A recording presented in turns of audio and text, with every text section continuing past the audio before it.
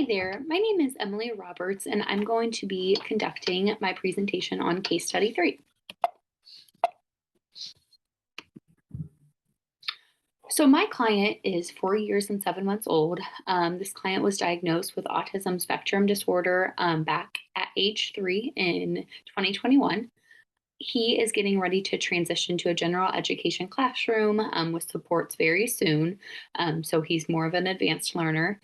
He does engage in mild instances of attention seeking behavior, such as repeatedly asking questions, trying to get your attention, and have some attending and scanning issues. He also is not toilet trained, but is getting ready to start that process here very soon.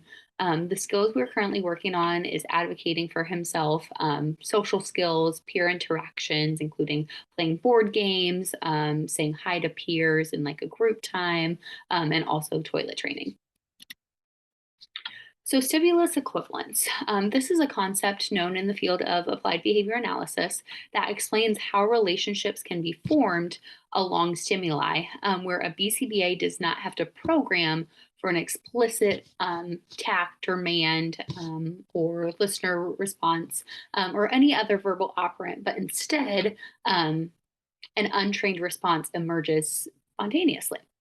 So to break that down, you have reflexivity, symmetry, and transivity. So reflexivity, just to provide some examples of these terms, is A equals A.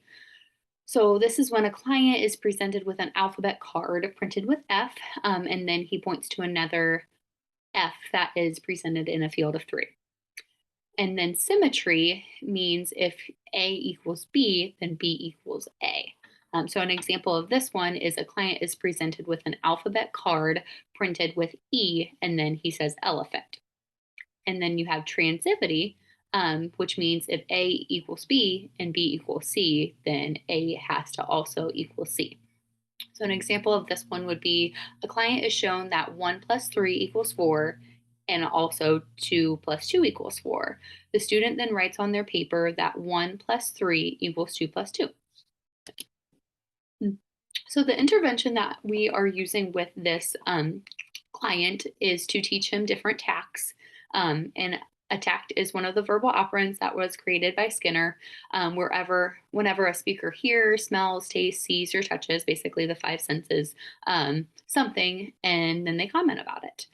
So the stimulus class that we're working on teaching this client is writing utensils, so a pencil, pen, marker, crayon, and colored pencil. So the example of reflexivity, this is where we started to teach the stimulus equivalence, which is where the client was shown a picture of a pencil, and then he points to an identical picture of the pencil in a field of 3. Next, we moved on to symmetry. So the client was shown a picture of a pencil, and then he wrote the word pencil. The client is then shown the written word pencil, and then he has to point to a picture of the pencil. And then the last step for this stimulus was transivity, which the client was shown a picture of a pencil, then writes the word pencil.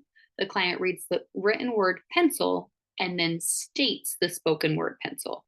The client then hears the spoken word pencil and then points to the picture of a pencil. So that is the example where if A equals B and B equals C, then A has to equal C, which is the picture of the pencil has to be equal to the spoken word pencil as well. So here is just a example, like a visual example of each of the reflexivity, symmetry, and transivity. So here you can see that we showed the client a picture of a pencil, then he had to find a identical picture of a pencil. And then symmetry, shown him a picture of a pencil, he had to write the word pencil. We would then show him the written word pencil. He would have to select the image of the actual pencil. And then the last step again was the transivity. You have a picture of a pencil, and then he would identify, he would write the written word pencil. He sees the written word pencil. That means the spoken word, he says pencil. And then the very last step is he hears someone say pencil. He identifies the picture of the pencil.